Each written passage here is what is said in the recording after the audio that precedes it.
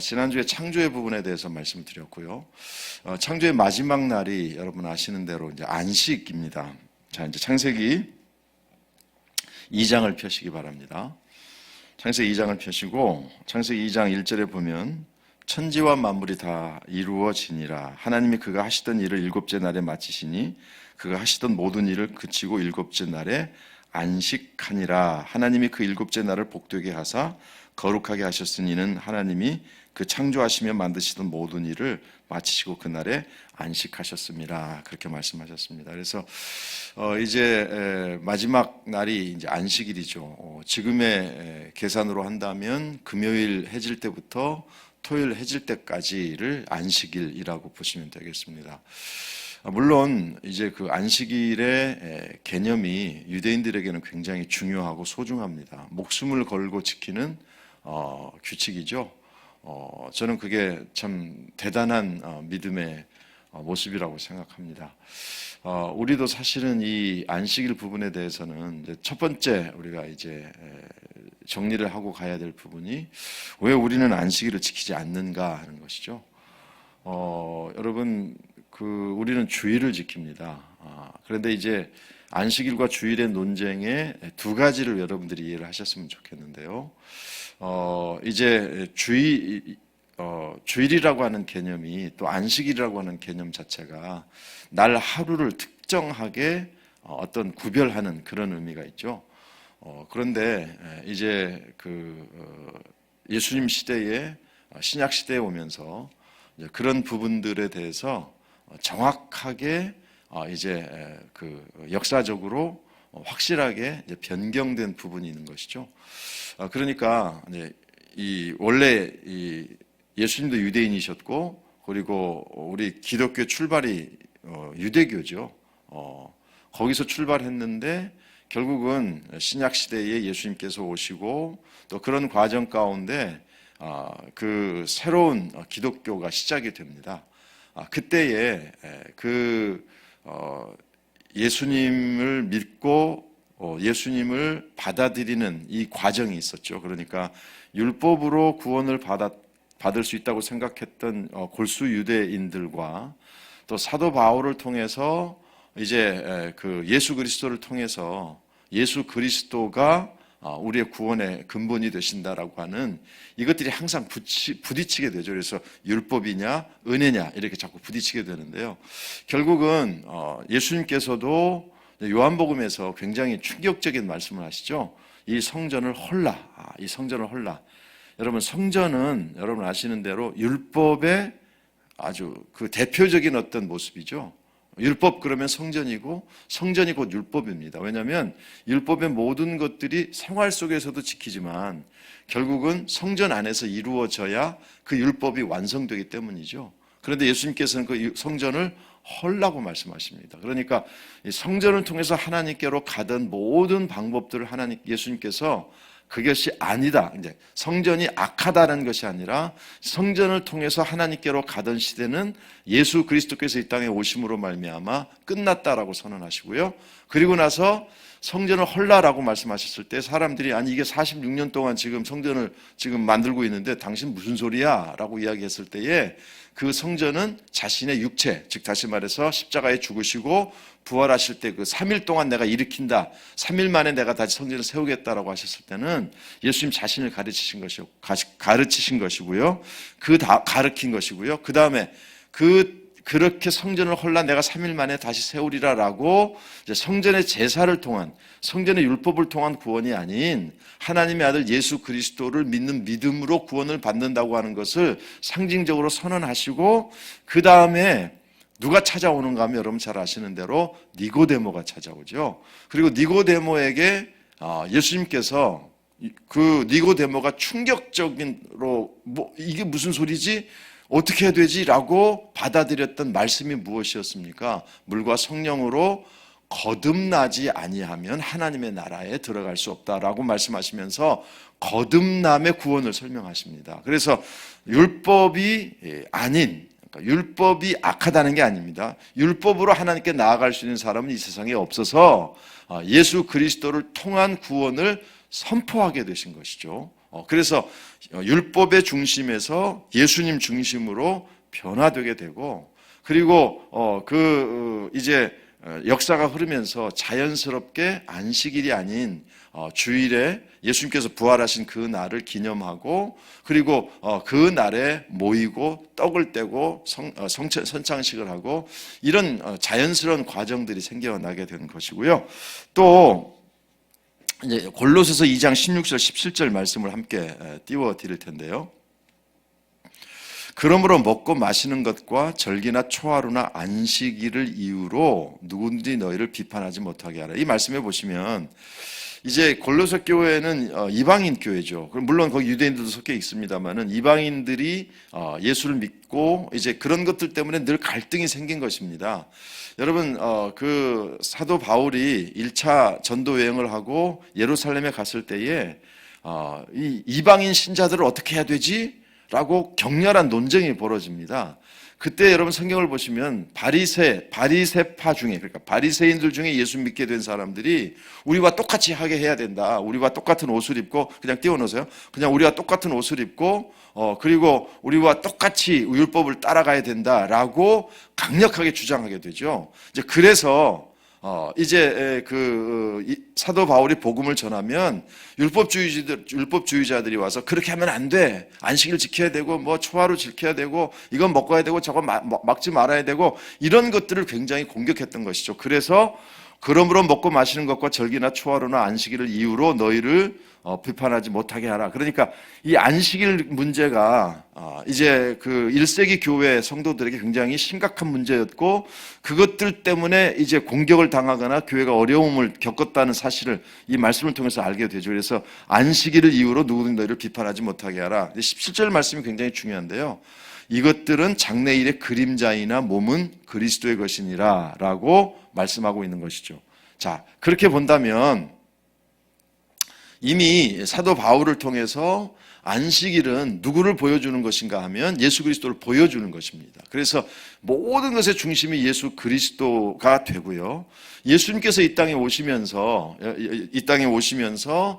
고백이 뭐냐면 예수 그리스도는 하나님의 아들이시고 그리고 우리의 주님이십니다라고 하는 개념으로 바뀌게 됩니다. 그래서 우리의 주인이 예수 그리스도가 되시기 때문에 사실은 그리스도인들에게 우리가 보통 이야기하고 있는 주일, 일요일 또는 뭐 안식일, 이 날만 주의 날이 아니라 우리는 보통 주일 그러면 일요일을 설명하지 않습니까?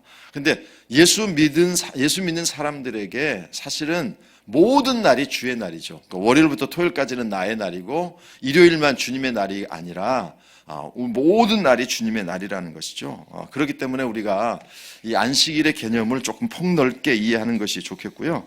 특별히 예수님께서도 어떻게 보면 그러니까 안식일 자체를 공격하신 것이 아니라 유대인들이 어떤 수많은 법들을 만들지 않습니까? 안식일에 해야 될 것, 하지 말아야 될 것, 이제 이런 것들을 자꾸 만들기 시작하는데 그것들 때문에 안식일이 안식하는 날이 아니라 불안하고 두려운 날이 되는 것이죠. 그래서 예수님께서 이 땅에 계실 때에 희한하게도 안식일에 병 고치는 그런 어떻게 보면 유대인들이 받아들이기 어려운 핵에 망측한 일을 하신 것이죠. 그래서 예수님께서 안식일을 범하신 것 때문에 어떻게 보면 예수님을 십자가에 못 박으려고 했던 원인 중에 하나가 바로 안식일을 범하는 것입니다. 특별히 안식일의 병자들을 고치시는데요. 자, 우리 마태복음 12장 5절부터 15절 말씀을 좀 띄워드리겠습니다. 또 안식일에 제사장들이 성전 안에서 안식일을 범하여도 죄가 없음을 너희가 율법에서 읽지 못하였는데, 지금 안식일 때문에 논쟁이 예수님과 붙은 거예요. 내가 너희에게 이르노니 성전보다 더 큰 이가 여기 있느니라. 그러니까 다시 예수님께서 똑같은 말씀을 하시는 거예요. 요한복음에서도 성전을 허물라라고 말씀하시고요. 지금 마태복음에서도 성전보다 더 큰 이가 여기 있다. 나는 자비를 원하고 제사를 원하지 아니하노라 하신 뜻을 너희가 알았더라면 무죄한 자를 정죄하지 아니하였으리라. 자, 이게 보면 안식일이 안식이잖아요. 그냥 뭐 여러 가지 설명할 거 없이 안식인데, 이 안식 때문에 사실은 정죄와 비판과 이런 사람들이 생겨나게 된 것이죠. 그러니까 좋은 의미에서 시작된 어떤 규칙들이 그것 때문에 사람들을 죽이고 또는 비판하고 이런 일들이 생겨난 것에 대해서 예수님께서 안타깝게 생각하시면서 8절 말씀 보시면 인자는 안식일의 주인이라 하시니라. 거기에서 떠나 그들의 회당에 들어가시니 한쪽 손 마른 사람이 있는지라 사람들이 예수를 고발하려 하여 물어 이르되 안식일에 병 고치는 것이 옳으니까. 예수께서 이르시되 너희 중에 어떤 사람이 양 한 마리가 있어 안식일에 구덩이에 빠졌으면 끌어내지 않겠느냐. 자 보세요. 여기서 이제 굉장히 중요한 포인트가 뭐냐면 이제 공격하는 거죠. 안식일에 병 고치는 것이 옳습니까? 라고 이야기했을 때에 양 한 마리가 구덩이에 빠졌으면 12절 사람이 양보다 더 얼마나 더 귀하냐. 그러므로 안식일에 선을 행하는 것이 옳으니라 하시고 이에 그 사람에게 이르시되 손을 내밀라 하시니 그가 내밀매 다른 손과 같이 회복되어 성하더라. 자 여기 보세요. 안식일에 선을 행하는 것이 옳으니라라고 말씀하신 거예요. 그러니까 이 말씀 속에는 어떤 반대가 있는가 하면 이게 선한 일을 행해야 됨에도 불구하고 안식일의 규칙 때문에 그것들을 하지 못하는 이상한 그 안식일이 되어버린 것이죠. 그래서 예수님께서 한쪽 손을 내밀라라고 말씀하시고 고쳐주십니다. 14절 말씀 보시면 바리새인들이 나가서 어떻게 하여 예수를 죽일까 의논하거늘 이렇게 되어 있거든요. 근데 거기서 끝나지 않습니다. 15절 예수님께서 어떻게 하셨는지 잘 보세요.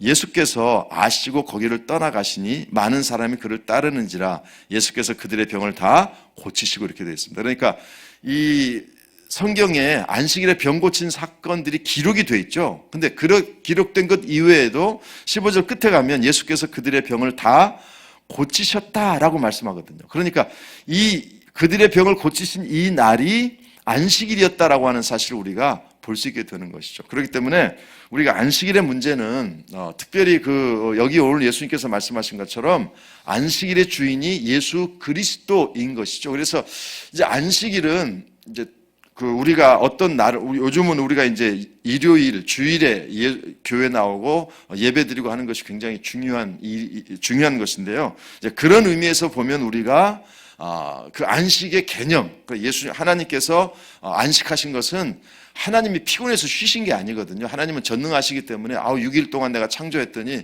너무 피곤하다 좀 쉬어야지. 그런 개념은 아니셔요. 그러니까 우리가 무조건 쉰다라고 하는 개념은 아니고요. 우리가 이 안식의 개념이 하나님께서 사람을 만드실 때에 영적인 존재로 만드시잖아요.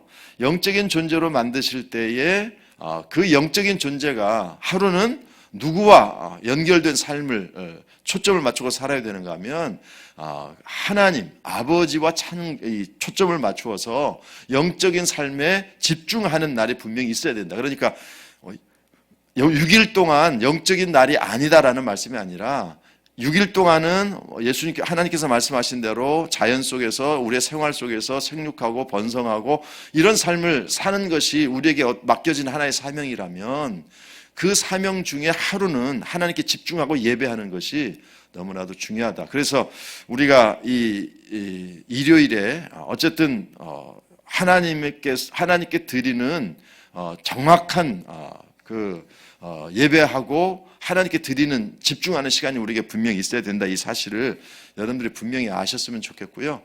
어쨌든 우리의 삶 속에 하나님을 향한 하나님께 집중하는 어떤 특별한 날 또 어떤 특별한 시간들이 우리의 삶 속에 분명히 있어야 된다. 이 사실을 우리가 분명히 알아야 될 것입니다. 그래서 안식일의 문제는 이제는 그 날의 개념에서 벗어나서 모든 날들이 주님의 날, 주일이라고 하는 사실을 우리가 깨닫고 그런 삶을 살아가는 것이 안식일의 문제에서 굉장히 중요한 포인트다라는 것이고요. 결국 안식일의 주인이 예수님이시기 때문에 예수님과 관련 없는 어떤 날만 지키는 것 자체는 의미가 없다라고 우리가 이해하시면 되겠습니다.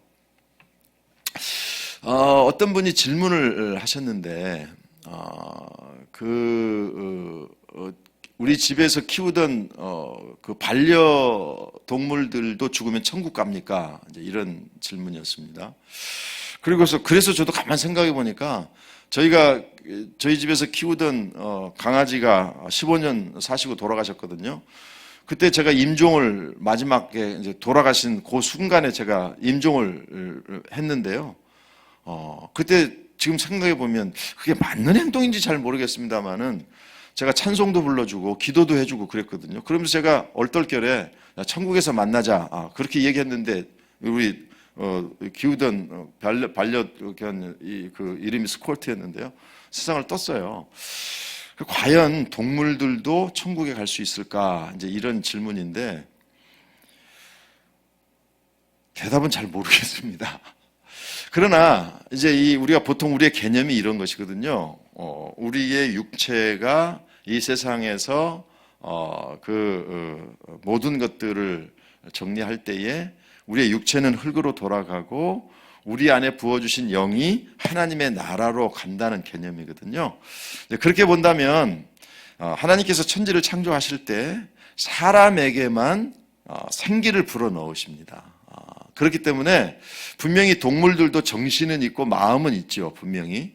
근데 그게 영이다라고 이야기하기는 좀 무리한 부분이 있습니다. 그래서 영혼이 지금의 개념으로 본다면 우리의 영이 떠나서 하나님께로 간다고 하는 이 개념으로 본다면 동물들이 뭐 어떤 영적인 존재가 되어서 천국으로 간다고 하는 개념 자체를 이해하기는 좀 쉽지 않습니다. 그런데 반려동물과 함께 예배 드리는 날이 있더라고요. 어떤 그 교단에 보니까 또 미국에도 그렇고 그래서 그날은 이제 반려동물들을 다 데리고 와서 뭐 염소도 데리고 오고 강아지도 고양이도 데리고 와서 예배 드리는 날이 있는데 그런 것들은 이제 뭐 나쁜 것은 아니지만 동물들이 천국에 간다라고 하는 개념 자체는 이해를 좀 하기 어렵고요. 그런 부분들은 성경에 나와 있지도 않고요. 그러나 이제 한 가지는 하나님께서 이 땅을 다시 회복시키실 때 새하늘과 새 땅을 이제 회복시키는 것이요. 어떻게 보면 에덴 동산의 회복이라고 보시면 되거든요. 그런데 그 에덴 동산에 하나님께서 뭐가 있었는가 하면 짐승도 있었고 동물도 있었고 식물도 있었기 때문에 마지막 새하늘과 새 땅이 회복될 때에 사람들만 있는 것, 사람들만 회복되는 것이 아니라 동물들도 이렇게 회복된다고 본다면 여러분들이 키우던 반려견들도 반려동물들도 뭐 그때 다시 어떻게 하나님께서 그것도 살게 하실지 모르겠습니다만은 이제 그렇게 한다면 하여튼 뭐 어쨌든 그런 개념은 가능하다고 봅니다. 그러니까 새하늘과 새 땅이 회복될 때 거기에 분명히 동물들도 회복이 될 거니까 왜냐하면 에덴 동산에 동물들이 있었으니까 뭐 잘 모르겠습니다. 그러나 동물들도 천국에 갑니까? 라고 하는 개념은 이해하기 어렵고요. 이제 요한계시록에 보면 이제 그 천국의 장면들을 우리에게 보여주시는데 흰옷 입은 거룩한 하나님의 백성들이 찬양을 하는 것이지 이 동물들이 찬양하는 모습들은 잘 나오지 않기 때문에 어쨌든 그 부분은 나중에 가서 한번 우리 죽어서 천국 가서 한번 봅시다. 왔는지 안 왔는지. 제 소원은 가능하면 저희 이 반려견이었던 스콜트가 천국에 가 있으면 좋겠다는 소망일 뿐입니다. 그러나 성경적으로 정확하지 않다라는 것입니다. 자, 이제 창세기 3장에 우리가 가서 이제 선악과 부분이 오늘 중요한 포인트가 되겠는데요. 창세기 3장을 펴시기 바랍니다.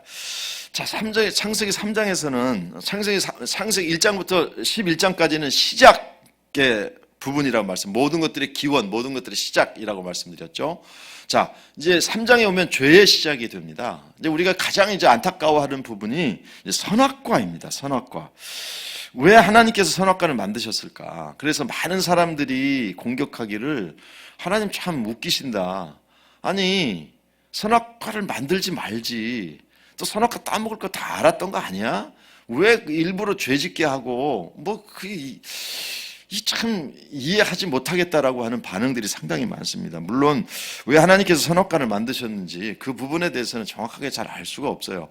그러나 이제 분명한 것은 이겁니다. 하나님께서 에덴 동산을 만드시고 그 다음에 아담과 이브를 그곳에서 살게 하시죠. 자, 그런데요.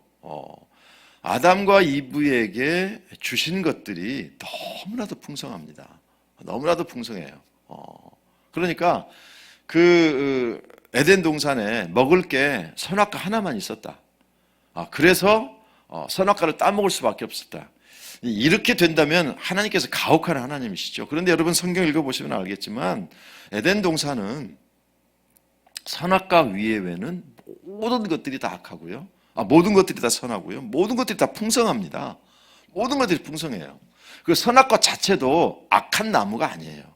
그러니까 우리가 자칫 잘못하면 선악과 자체에 무슨 귀신이 붙어 있다 이렇게 생각할지 모르지만 그것도 하나님의 창조물이고요. 그래서 선악과는 하나님께서 아담과 이브에게 주신 수많은 축복 중에 그냥 단 한 가지일 뿐이에요. 그러니까 선악과를 먹을 게 없어서 어쩔 수 없이 따먹었다가 아니라 결국은 선악과 이외에도 주신 것들이 풍성하죠. 그럼에도 불구하고 이 선악과를 따먹었던 이 아담과 이브의 선택은 잘못된 것이고요. 더 이제 큰 문제는 무엇인가 하면 하나님께서 분명히 가르쳐 주시죠. 그러니까 이건 하면 안 돼라고 말씀하신 것입니다. 그러니까 하나님께서 천지를 창조하시고 아담과 이브에게 베풀어 주신 것이 100이라면 하지 말라고 한 것은 딱 한 가지거든요.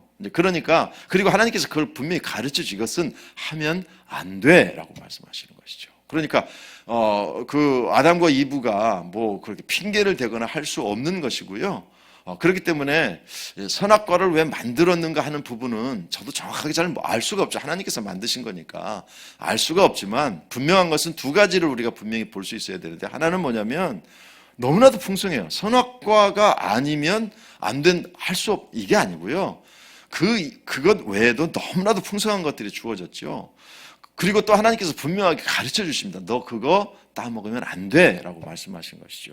그렇기 때문에 핑계 댈 수 없다라는 이 사실을 우리가 분명히 알아야 되고, 이제 이 선악과의 문제를 나중에 이제 4장에 가서 가인의 문제를 좀 더 살펴볼 때 이게 똑같이 적용이 되는데, 어쨌든 그런 문제입니다. 그리고 죄 때문에 이제 아담과 이브가 그 선악과를 따먹고 결국은 에덴 동산에서 추방을 당하게 되죠. 추방을 당하게 되면서 사람들에게 하나님께서 죄의 형벌을 주시죠. 죄의 대가를 치르게 하시는데, 뭐 대표적으로 여자들이 해산의 고통이라든지 또 땀 흘려 일해야 된다든지 이제 그런 것들이 주어지면서 동시에 가장 공통적으로 사람들에게 주어졌던 죄의 대가가 뭐냐면 바로 죽음이라는 것이죠. 그래서 이제 너희는 죽게 될 거다라고 말씀하시면서 하나님께서 에덴 동산을 막아버리십니다. 왜냐하면 에덴 동산 안에 생명나무가 있는데 죄 지은 사람들이 에덴 동산에 들어와서 생명나무를 먹고 죄의 상태에서 영원히 살게 될 것을 하나님께서 막으시기 위해서 이제 에덴 동산을 막으십니다. 불칼, 화염검이라고 하는 것을 가지고 에덴 동산을 지키시죠. 그러면 에덴 동산이 어디 있느냐? 그건 잘 몰라요. 그거 찾을 필요 없고요. 찾을 수도 없습니다. 어쨌든 그래서 이제 하나님께서 이 아담과 이브를 에덴 동산 바깥으로 보내시면서 여러 가지 죄의 대가를, 죄의 결과가 나타나는데 그것이 바로 죽음이라는 것이죠. 그래서 그 죽음이 우리에게 전달되고 그것을 우리가 이제 원죄의 부분에서 우리가 설명하는 것이죠. 그래서 이 로마서에 오면 사람들이 바울에게 질문하죠. 아니 왜 아담과 이브의 죄 때문에 우리가 똑같은 죄인이라고 설명하느냐. 그때 사도 바울이 이제 거꾸로 돌아가면서 설명하죠. 자, 아담과 이브가 죄를 지었기 때문에 우리 안에 죽음이 들어왔다. 죽음은 죄의 결과이다. 그런데 너도 죽지 않느냐. 네가 힘들어서 죽거나 늙어서 죽는 게 아니고 결국은 죄 때문에 죽는 거다. 그렇기 때문에 우리는 아담을 본 적도 없지만 그 아담에게 내려졌던 그 죄의 대가가, 죄의 그 형벌이 우리에게도 전달된 것이다 라고 설명하고 있는 것입니다. 이것이 바로 이제 원죄를 설명할 때 사도 바울이 설명했던 부분이거든요. 그러니까 우리도 죽지 않느냐, 죽는 이유가 뭔 줄 아느냐, 아담과 이브 때문이다. 아담과 이브에게 주신 죄의 대가가 우리에게도 있다고 하는 것은 결국은 아담을 인류로 하는 우리 모두에게 그 죄의 대가가 전달되고 있다라고 설명한 것이고요. 그렇기 때문에 우리도 역시 죄 가운데 있다라고 사도 바울은 로마서에서 선언하고 있는 것이고요. 그 죄의 대가는 사망이다라고 선언했던 이유가 바로 거기에 있다는 것입니다. 자, 그런데 그래서 사도 바울이 설명한 게 뭐냐면 죄 없는 아담이 죄를 범해서 우리 안에 죄가 들어왔기 때문에 죄 없는 또 다른 인간이 그 죄를 해결해야 된다. 그래서 죄 없는 아담으로 오신 분이 바로 예수 그리스도시다. 그래서 죄 없는 상태에서 죄를 범한 이 문제를 죄 없으신 예수 그리스도께서 오셔서 죄 문제를 해결했고, 그래서 예수 그리스도를 믿는 자들에게는 사망의 문제를 이길 수 있게 하나님께서 도와주셨다라고 설명하는 부분이 바로 이제 이 부분입니다. 그래서 아담과 이브의 죄악은 가장 큰 문제가 뭐냐면 하나님께서 주신 것들이 너무나도 많아요. 그리고 그것을 누리기에도 시간이 충분해요.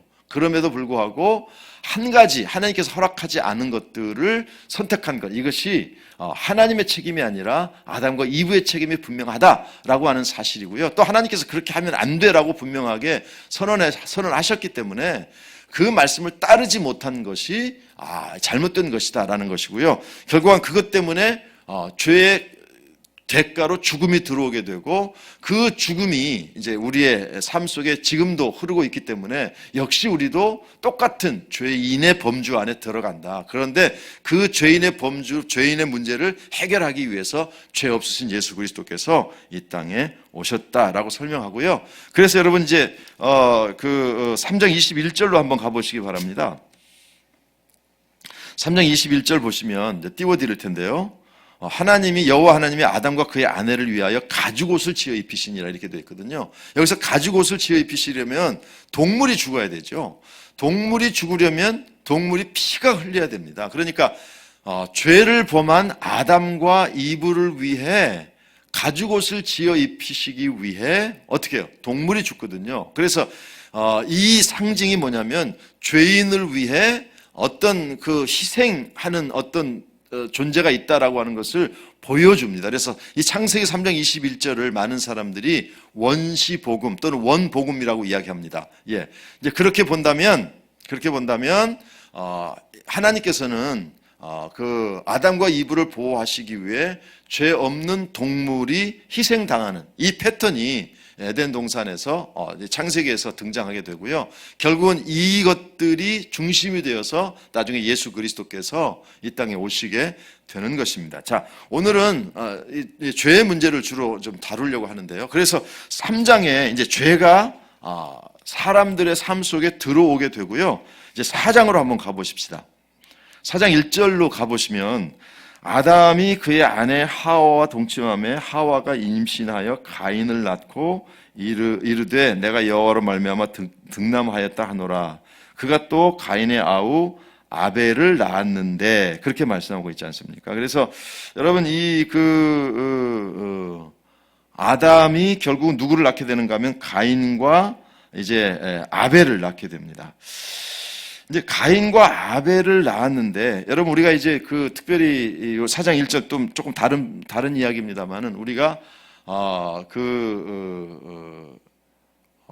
아담의 아내를 이야기할 때 하와 이브라고 표현하거든요. 그래서 여러분 이 4장 1절 영어 성경에 보면 his wife Eve라고 되어 있습니다. 그래서 이브라고 하는 것이 이브나 하와나 똑같은 명칭이다 이렇게 보시면 되겠고요. 어쨌든 가인과 아벨을 낳았는데 아시는 대로 이제 3절 말씀으로 4장 3절 말씀 가시면 세월이 지난 후에 가인은 땅의 소산으로 제물을 삼아 여호와께 드렸고 아벨은 자기도 양의 첫 새끼와 그 기름으로 드렸더니 여호와께서 아벨과 그의 제물은 받으셨으나 가인과 그의 제물은 받지 아니하신지라. 가인이 몹시 분하여 안색이 변하니 이렇게 되어 있거든요. 여기서 이제 중요한 포인트는 뭐냐면 많은 사람들이 이렇게 이야기해요. 가인은 땅의 곡식으로 드렸고 아벨은 동물의 제사를 드렸기 때문에 하나님께서 아벨의 제사는 받으시고 가인의 제사는 받지 않으셨다라고 이야기하시는데 전혀 그렇지 않습니다. 그건 정말 잘못된 해석이고요. 그건 성경적인 해석도 아닙니다. 왜냐하면 그 당시만 해도 제사의 법칙이 없던 시대니까 땅에 열심히 그 노력해서 얻은 땅의 곡식으로 드리든 양으로 드리든 그건 재물은 상관이 없고요. 여러분 아시겠습니다만은 7절에 이제 하나님께서 왜 재물을 받지 않으셨는지 이유가 나오죠. 네가 선을 행하면 어찌 낯을 들지 못하겠느냐. 선을 행하지 아니하면 죄가 문에 엎드려 있느니라 이렇게 말씀하거든요. 그러니까 하나님께서 가인의 제사를 받지 않은 것은 제물의 문제가 아니라 제물을 드린 가인의 문제이고요. 그래서 7절에 하나님께서 분명하게 선언합니다. 네가 선을 행하지 아니하면 이렇게 되어 있거든요. 그러니까 선하지 않은데 가인이 어떤 것들이 악했는지는 잘 나와 있지는 않아요. 어쨌든 하나님께서 보실 때에 또 가인도 변명하지 않은 것을 보면 가인의 행동이 뭔가 나쁜 행동이 악한 행동이 있었던 것 같고요. 그것 때문에 하나님께서 내가 네 재물을 받을 수 없다라고 말씀하시는데 그렇게 말씀하실 때에 이제 아담과 거의 똑같은 반응을 가인이 보이죠. 분노하고 하나님께서 말씀하심에도 불구하고 그 하나님의 말씀을 받아들이지 않고 화를 냅니다. 이것이 이제 가인의 모습이고요. 그래서 히브리서 11장 4절 말씀을 보시면 믿음으로 아벨은 가인보다 더 나은 제사를 하나님께 드림으로 의로운 자라 하시는 증거를 얻었으니 하나님은 그 예물에 대하여 증언하심이라 이렇게 되어 있어요. 그러니까 무슨 말인가 하면 믿음으로 아벨은 가인보다 더 나은 제사를 드렸다. 그러니까 아벨의 제사는 어떤 제사예요? 믿음의 제사였다라는 사실을 우리에게 가르쳐주고요. 요한일서 3장 12절에서도 똑같습니다. 가인같이 하지 말라. 그는 악한 자에게 속하여 그 아우를 죽였으니 어떤 이유로 죽였느냐? 자기의 행위는 악하고 그 아우의 행위는 의로움. 여기서 보시면 자기의 행위는 악하고 그의 아우의 행위는 의로움이라 라고 말씀하고 있잖아요. 그러니까 히브리서 말씀과 요한일서 말씀을 이렇게 종합해서 보면 가인의 제물을 받지 않는 것은 곡식의 제사이기 때문이 아니라 의롭지 못하고 악한 어떤 것들 때문에 하나님께서 제사를 받지 않으시게 됩니다. 그것 때문에 이제 동생을 가인이 아벨을 죽이게 되죠. 자, 그래서 여러분 8절 말씀으로 가시면 가인이 그의 아우 아벨에게 말하고 그들이 들에 있을 때에 가인이 그의 아우 아벨을 쳐 죽이니라 이렇게 되어 있습니다. 그래서 하나님께서 잘못된 거야 라고 가르쳐 주셔야 아까 4장 7절 말씀에서 야 네가 악해서 내가 제물을 받지 않은 거야 라고 선언하신 것이거든요. 그럼에도 불구하고 가인은 하나님의 지적에 네가 잘못된 행동이야, 네가 잘못된 삶을 살았어라고 하는 이 지적을 받아들이지 않고 그것을 누구에게 뒤집어 씌우는가 하면 아벨에게 뒤집어 씌웁니다. 자, 그런데요, 동생을 죽인 사건이 이제 굉장히 중요한 포인트가 되는데요. 8절에 다시 가인이 그의 아우 아벨에게 말하고 되어 있습니다. 그래서 그냥 말하고 이렇게 단순하게 되어 있거든요. 그런데 영어 성경에 보면 어떻게 되어 있는가 하면 Let's go out to the field라고 하는 단어 문장이 있습니다. 그래서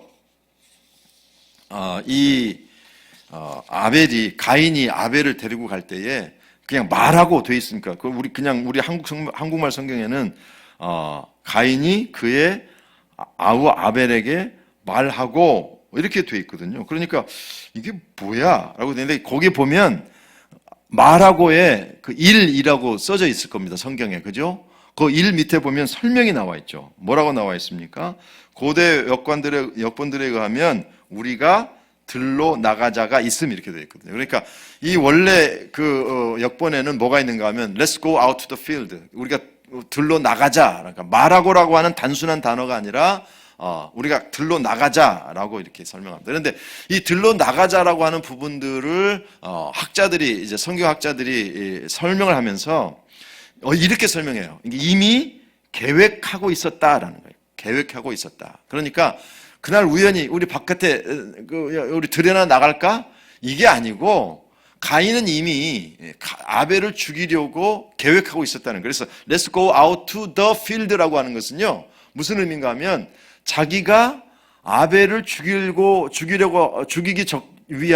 적당한 장소를 보아두었다는 것입니다. 그곳으로 가자는 얘기예요. 그러니까 아벨은 아무 생각 없이 따라 나섰지만 가인은 Let's go out to the field. 그러니까 그 장소, 이 마음 속에는 그걸 가지고 있었던 거예요. 그러니까 이 가인은 아벨을 죽이기 위한 적당한 장소를 물색하고요.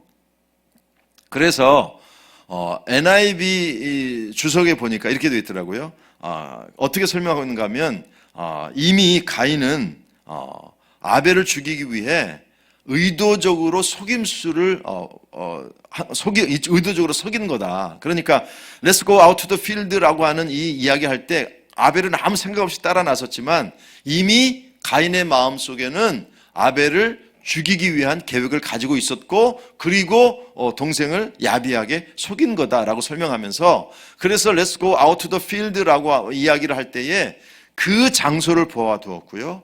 그리고 이제 보면 그의 아우 아벨을 쳐 죽이니라 이렇게 말씀하고 있거든요. 그래서 어쨌든 뭔가를 이제 쳐 죽이는데 손으로 쳐 죽였다 죽였다기보다는 뭔가 도구를 사용했을 거라고 보거든요. 그러니까 죽일 장소와 그리고 죽일 도구를 준비하고 죽일 계획을 세운 것이죠. 그리고 나가서 이제 그 동생을 죽이게 된 것입니다.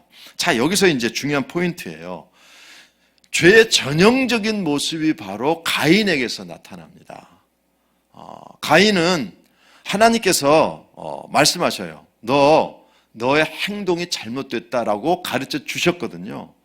그런데 그 하나님께서 가르쳐 주신 그 가르침을, 하나님의 지적을 받아들이지 않는 것이 이제 문제 출발점인 것입니다. 그러니까 여기서 우리가 이제 죄의 속성이 뭐냐면, 모르고 범하는 죄가 정말 많을까? 많지 않다는 것이죠. 물론 우리가 모르고 범하는 죄가 있긴 있을 겁니다. 그러나요, 대부분의 경우는 이것이 잘못된 거야, 이것이 악한 거야, 이렇게 하면 안 돼, 이렇게 살면 예수 믿는 사람으로서 이건 이렇게 이런 결정을 하면 안 돼 라고 하는 것을 거의 모든 사람들이 안다는 거예요. 그러니까 이 동생을 죽이는 것, 이게 선하다? 뭐 잘 모르겠어요가 아니라 동생을 죽이는 것 자체가 악한 것이라고 하는 사실을 알고 있어요. 그러니까 죄라고 하는 사실을 알면서도 선택하는 것이 죄예요. 근데 왜 죄라는 것을 알면서도 죄를 선택할까? 여러분 다시 4장 7절로 가보시기 바랍니다.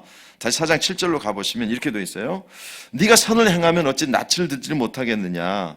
선을 행하지 아니하면 죄가 문에 엎드려 있느니라. 그 다음에요, 죄가 너를 원하나 이렇게 되어 있습니다. 여러분 보세요. 그냥 내가 죄를 선택한다고 생각하잖아요. 아니에요. 이 죄의 속성이 뭐냐면 죄가 우리를 원하는 거예요. 죄가 우리를 원한다고 하는 의미가 무슨 말씀이겠어요? 죄는 이제 이 죄 뒤에 악한 사탄이 있다고 보지 않고, 악한 사탄이 죄를 통해서 우리를 공격하게 되는데요. 죄는 가만히 있어요. 그래서 사람들이 이 죄를 선택해야지, 그래서 죄를 범하는 게 아니라는 거예요. 그 죄는 적극적으로 사람들을 공격한다는 것입니다. 그래서 4장 7절 죄가 너를 원하나 이렇게 되어 있거든요. 그래서 영어 성경을 자꾸 이야기해서 죄송합니다만, 이 desires, 죄는 desire, 욕망을 가지고 있다. 뭐냐면 to have you, 너를 가지려고 하는 욕망을 가지고 있는 것이 죄다. 이렇게 여러분 영어 성경으로 설명하시면 되고요. 죄가 너를 원한다라고 하는 것을 그렇게 여러분 이해하시면 좋겠습니다. 그러니까 죄는 아무것도 안 하고 있는데 가만히 있는데 우리가 가서 선택하면 그래 내가 너 죄 짓게 해줄게, 이게 아니라 죄 자체가 to have you, 당신을, 우리 성도를 가지려고, 자기 죄 안에 들어오게 하려고 그냥 그런 욕망을 가지고 있다는 거예요. 그러니까 적극적으로 죄는 그리스도인들을 공격하고 사람들을 공격한다. 이 사실을 잊지 마셔야 됩니다. 그래서 죄를 모르고 선택하는 것이 아니고 죄를 알고 선택해요. 그리고 그 죄는 우리를 수동적으로 그냥 선택하면 내가 죄를 범하게 해줄게가 아니라 죄 자체가 우리를 강력하게 소유하려고 하는 공격력이 있다라고 분명히 하나님께서 가르쳐 주시는 것입니다. 그런데 4장 7절 끝에 보면 죄가 너를 원하나 너는 죄를 다스릴지니라, 그렇게 말씀하고 있습니다. 여러분, 그러니까 이 죄가 적극적으로 우리를 공격해요.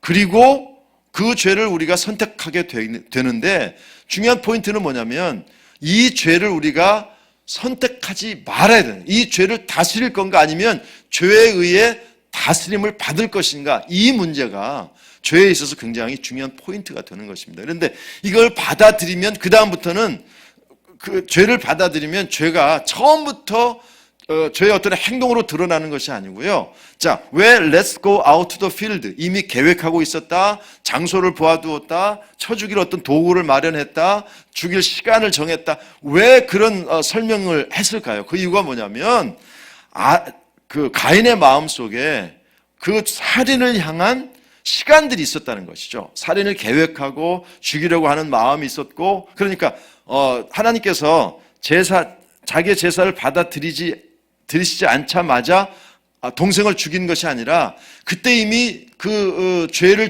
동생을 죽이려고 하는 마음이 생긴 것이죠. 마음으로부터 그 동생을 죽일 생각을 하게 되고요. 그 마음으로부터 죄가 시작이 된 것입니다. 그리고 그 시간들이 거쳐서 장소를 정하고 도구를 정하고 결국은 죽이게 되는 행동으로 나타나게 된다는 것입니다. 자, 그러니까 죄는요, 행동이 있어요, 행동.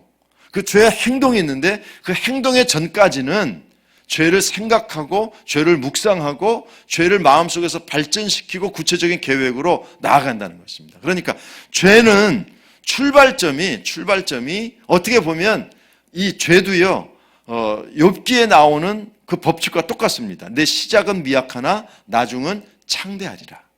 그러니까 죄의 시작점은요, 굉장히 어떻게 보면 작은 것이, 죄가 작다 크다는 의미가 아니라 행동으로, 나타나는 행동에 비해서 내 마음속에 어떤 것들은요, 좀 적을 수 있어요. 그런데 그런 것들을 방치하고 내버려 두면 어떻게 돼요? 그 죄가 점점 더 더 창대하게 된다. 이 사실을 우리가 알아야 되는 것이죠. 그래서 죄의 전형적인 모습은요, 자기가 죄라는 것을 알아요. 그리고 그 죄가 적극적으로 공격하기 때문에 그 죄를 선택하게 되고요.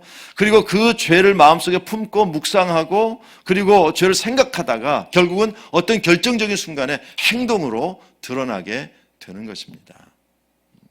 여러분, 그래서 우리가 이 죄가 무서운 거예요. 죄는 아무것도 아닌 것처럼 시작해서 결과적으로 그 사람을 무너뜨리고 파괴시키는 것입니다. 자, 그래서요, 제가 죄를 설명할 때에 죄의 세 가지 속성이 있다는 말씀을 드렸죠. 첫 번째는 뭡니까? 우리 모두가 죄의 경향성이 있다. 그러니까 아담도 그렇고요, 가인도 그렇고요, 죄를 범하지 않고도 얼마든지 살 수 있어요. 근데 희한하게도 죄를 범하려고 하는 경향이 있다는 것입니다. 그러니까 여러분과 저도, 예수 믿는 사람도 이 말씀을 우리가 심각하게 생각해야 돼요.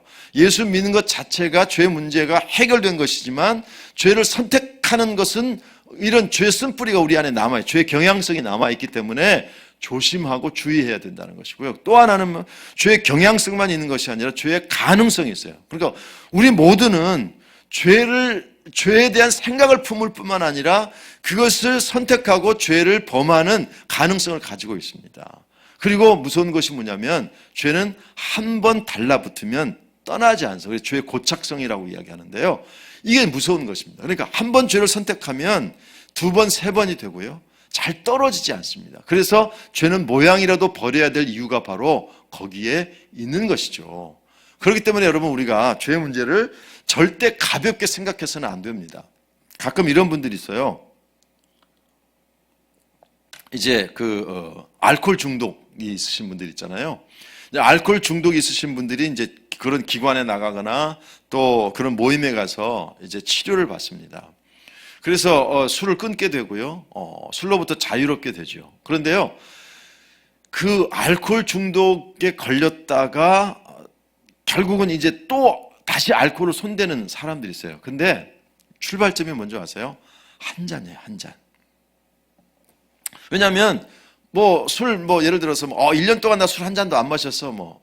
이제는 술에 대한 자신감이 생긴 거죠. 그런데 술 한 잔 딱 마시는 순간 그것이 올무가 돼서 결국은 이제 안 좋은 결과를 나타내게 된 것이죠. 사실은 제가 옛날 우리 에바다 선교교회가 생기기 전에 에바다 노래 선교단이 있지 않았습니까? 그때 이제 합창단이 있고 이제 우리가 보통 이야기하는 밴드가 있어요. 그룹 사운드가 있었어요.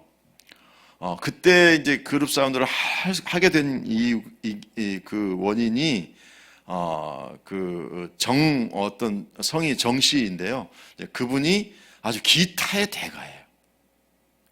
그런데 이분이 이제 알코올 중독에 걸린 것이죠. 근데 이분이 이제 복음병원이라고 하는 곳에서 치료를 받고 그때 이제 돌아가신 우리 목사님과 연결이 되어서 그분을 중심으로 밴드를 만들었습니다. 그래서 이제 그 합창단도 하고 이제 밴드도 하고 이렇게 했었는데요. 그분이 그 치료를 받아서요, 완전 이제 알코올로부터 자유로워진 거예요. 술 안 먹고 제가 기억하기로는 2, 3년 정도 술을 안 드셨어요. 그런데 결과적으로 이야기하면 그분은 동사했어요. 겨울에 동사. 술 먹고 취해서 밖에 사람들이 안 보이는 곳에 있다가 그냥 얼어 죽었거든요. 근데 결국은 그게 뭐냐면 한 2, 3년 동안 끊었다가 술 한 잔으로부터 시작해서 결국은 무너지더라고요. 여러분, 이 죄의 문제가 오늘 가인을 통해서 볼 수 있는 게 뭐냐면 너무 무서운 거예요. 근데 죄가 가장 무서운 게 뭐냐면 죄는 내가 선택하지만 죄의 결과는 내가 선택할 수 없다는 거예요. 그러니까 죄는 내가 선택하지만 죄의 결과는 내가 선택할 수 없어요. 그래서 죄의 결과는 내가 마음대로 선택할 수 있는 게 아닙니다. 죄의 결과까지 내가 선택할 수 있으면 얼마나 좋겠어요. 죄도 내가 선택하고 결과도 내가 선택하고 그러면 편하죠. 그러나 죄는 내가 선택하지만 죄의 결과는 내가 선택할 수 없다. 그래서 하나님께서 결국은 가인에게 이제 벌을 내리시죠. 그래서 9절 말씀 보시면 여호와께서 가인에게 이르시되 내 아우 아벨이 어디 있느냐라고 물으실 때에 가인은 또 오리발을 내밉니다. 내 아우를 지키는 자입니까? 난 모르겠습니다. 그러니까 뻔히 알면서도 거짓말하는 것이죠. 이게 패턴이 똑같아요. 아담의 패턴과 가인의 패턴이 똑같습니다. 아담에게 야 네가 어디 있느냐? 왜 선악과 따먹었어? 그러니까 내가 따먹은 게 아니고 하나님께서 나에게 주신 이 여자가 따먹었습니다. 이렇게 변명하거든요. 그러니까 이 가인도 역시 똑같이 변명해요. 내가 아우를 지키는 사람입니까? 근데 하나님께서 이미 다 알고 하시잖아요. 13절 말씀 보시면 가인이 여호와께 아뢰되 내 죄벌이 지기가 너무 무거우니이다. 제가 죄의 선택은 내가 할 수 없다는 말씀이에요. 동생을 죽이는 선택은 내가 했어요. 그러나 여러분 보세요. 내 죄벌이 지기가 너무 무거우니이다. 그러니까 보세요. 죄의 선택, 죄의 결과는 내가 선택할 수 없어요.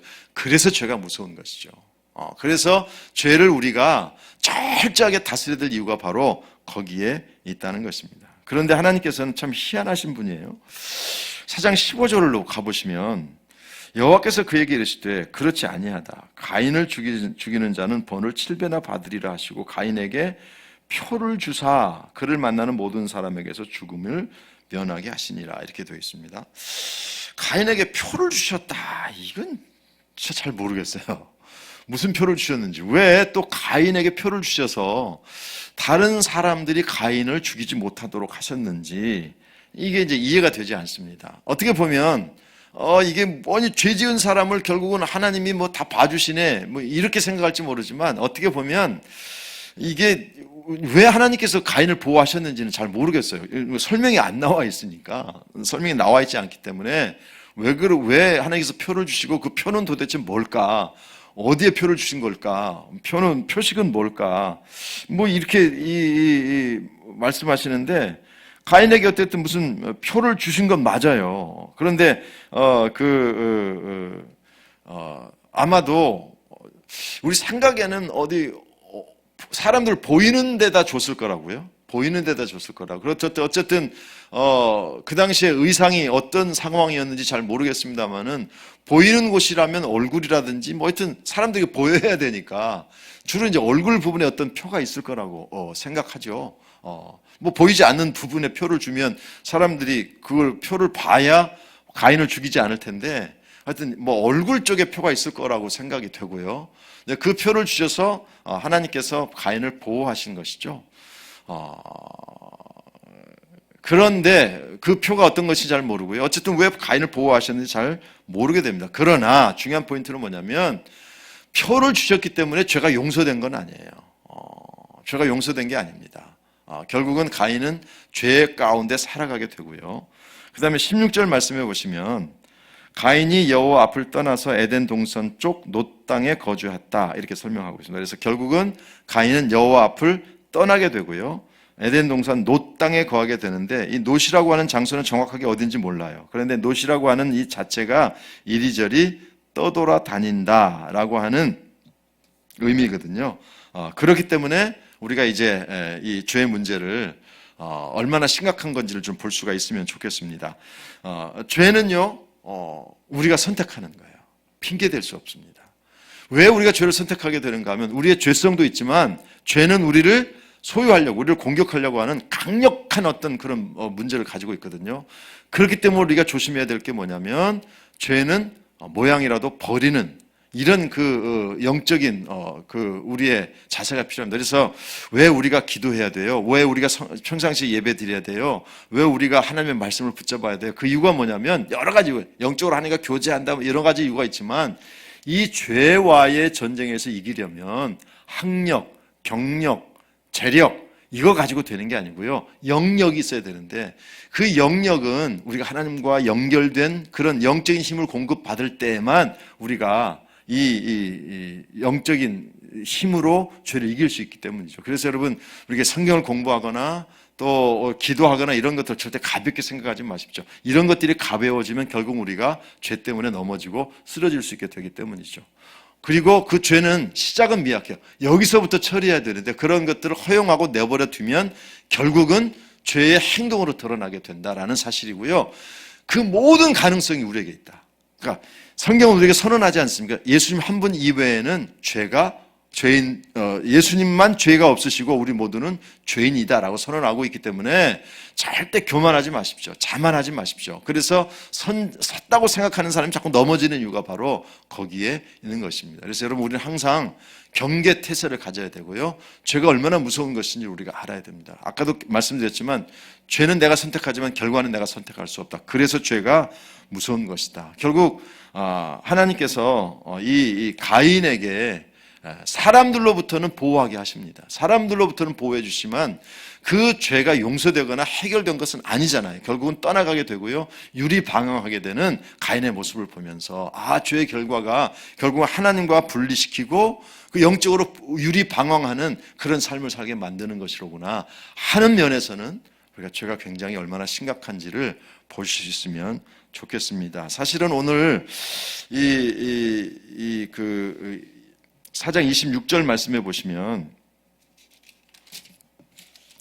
4장 26절 보시면 셋도 아들을 낳고 그래서 가인은 떠나가게 되고 아벨은 형에게 죽게 되고 그래서 세 번째 아들을 주시죠. 그래서 25절에 보면 아담이 다시 자기 아내와 동침함에 그가 아들을 낳아 그의 이름을 셋이라 하였으니 이는 하나님이 내게 가인이 죽인 아벨 대신에 다른 씨를 주셨다 함이며 셋도 아들을 낳고 그의 이름을 에노스라 하였으며 그때 사람들이 비로소 여호와의 이름을 불렀다. 이 부분이거든요. 그래서 오늘 원래 계획은 이 죄의 문제를 다루고 여호와라고 하는 하나님의 명칭을 좀 다루려고 했는데 시간이 다 됐기 때문에 이 여호와 이 의미는 다음 주에 다루고 이제 그 다음으로 넘어가도록 그렇게 하겠고요. 다음 주에는 이제 그 11장까지 뭡니까? 홍수 문제 이런 부분들은 조금 간략하게 지나가고 그리고 이제 아브라함 부분으로 들어가도록 그렇게 하겠습니다. 1시간이 성경 공부하기에는 사실은 그렇게 긴 시간이 아니에요. 그래서 이 1시간 안에 마치려고 하다 보니까 원래 계획한 대로 잘 되지 못해서 오늘 죄의 문제와 여호와라고 하는 이 명칭의 문제를 좀 함께 나누려고 했는데 다음 주에 이제 여호와 명칭의 문제 그 다음에 11장까지를 간략하게 우리가 좀 살펴본 이후에 이제 아브라함을 선택한 것이 굉장히 중요한 부분이거든요. 그래서 아브라함을 선택한 부분에 대해서 좀 더 자세하게 말씀을 드리도록 그렇게 하겠습니다. 질문 있으시면 저한테 이 카톡이나 문자로 보내주시든지 아니면 사무실에 알려주시든지 아니면 그 에바다 밴드에 이제 오시면 아니면 지금 유튜브 밑에다가 남기셔도 좋겠습니다. 그러니까 괜찮고요. 아니면 밴드에 들어오셔서 출석했습니다, 참석했습니다라고 남기시거나 아니면 거기에 이제 질문을 남겨 놓으셔도 되겠습니다. 그렇게 하시고요. 이 에바다 밴드에 들어오신 분들은 이제 그 밑에 보면 창세기 2라고 되어 있고요. 거기에 그러니까 다시 한번 말씀드리지만 이 유튜브에 이름을 남기신 분들은 또 다시 남기실 필요 없어요. 그러나 거기에 남기기를 잘 못하시는 분들이 계셔서 에바다 밴드에 그 부분을 이렇게 올려놨으니까요. 그 밑에 들어가셔서 참석했습니다 올려놓으셔도 되겠고요. 그것도 잘 모르시겠는 분이 계시면 아무데나 그냥 올리셔도 되겠습니다. 자, 오늘 말씀을 좀 정리하면 첫 번째는 안식일인데요. 우리가 어쨌든 하나님께 집중하는 날, 시간 이거 굉장히 중요하다. 이거 잊지 마시고요.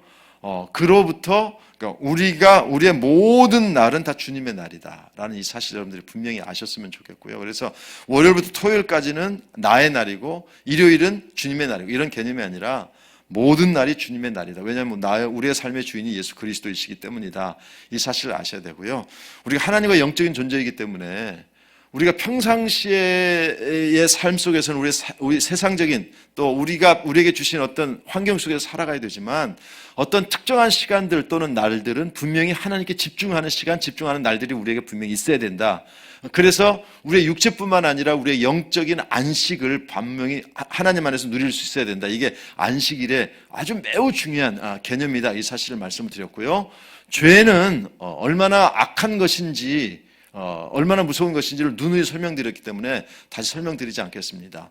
죄는 시작은 미약하지만 그리고 나중은 창대하게 됩니다. 그래서 제가 옛날에 죄를 설명할 때 이런 말씀드렸어요. 죄는 단품이 아니라 종합 세트다. 종합 세트다. 그러니까 죄는 하나를 선택하면 또 다른 죄를 선택해야 돼요. 그래서 무서운 겁니다. 그래서 죄는 it desires to have you. 죄는 수동적이지 않고 적극적으로 우리를 공격합니다. 우리를 소유하려고 죄의 종노릇하게 만들려고 그것을 우리가 어떻게 해요? 영적으로 이겨내기 위해서 영적인 싸움이 필요한 것입니다. 그러기 위해서는 우리가 기도하고 말씀 붙잡고 예배하고 이렇게 살지 않으면 우리는 절대 영적으로 이길 수 없다는 사실을 우리가 알아야 되고요. 죄를 하나를 선택하면 그 다음에 또 죄가 기다리고 있고 또 다 기다리고 있기 때문에 죄는 모양이라도 버릴 수 있어야 된다. 이 사실을 여러분의 마음속에 깊이 간직하셨으면 좋겠습니다. 오늘 하루도 성경 공부에 함께해 주셔서 너무나도 감사하고요. 오늘 하루 오늘 주신 이 성경 공부의 말씀을 붙잡고 오늘 하루 사시길 바라고요. 아직 이름을 올리시지 못한 분들 우리가 출석을 하기 위해서 지금 하는 거니까요. 이름 올려주시고 내일 주일입니다. 1부, 2부, 3부 시간을 정하셔서 하나님 앞에 예배 드리시기를 바랍니다. 대단히 고맙습니다. 기도하겠습니다. 하나님, 죄가 얼마나 무서운 것인지를 우리가 다시 한번 말씀을 통해서 깨달았습니다. 죄가 우리를 적극적으로 공격하고 적극적으로 우리를 소유하려고 그래서 죄의 종노릇하게 만들려고 우리를 공격한다는 사실을 잊지 않게 도와 주시옵소서. 이 죄를 이길 수 있는 길은 경제력, 학력, 실력 이런 것들로 이길 수 있는 것이 아니라 영역이 있어야 되는데 그 영역은 저절로 생기지 않고 기도할 때, 말씀 붙잡을 때, 또 예배할 때 우리에게 주어진다는 사실을 깨달아서 아버지 하나님 죄를 이기기 위해 우리가 하나님 앞에 영적인 삶을 살아갈 수 있는 그래서 이 시대에도 하나님과 교통하는 진정한 안식의 삶을 살아가는 우리 모두가 될 수 있도록 역사하여 주옵소서. 죄는 내가 선택하지만 죄의 결과는 내가 선택할 수 없다는 이 무서운 사실을 잊지 않게 도와주셔서 하나님 거룩하고 성결한 삶을 살아가는 우리 모두가 되게 하여 주옵소서. 이 새벽에도 하나님의 말씀 앞에 나와 예배를 드리고 말씀을 들은 우리 모든 에바다 성도들에게 영역을 더하시고 영적인 실력과 축복을 더하셔서 죄가 아닌 하나님의 은혜를 마음껏 누리며 살아가는 영적인 성공자들, 영적인 승리자들이 되게 하여 주시옵소서. 예수님의 이름으로 감사하며 기도합나이다. 아멘.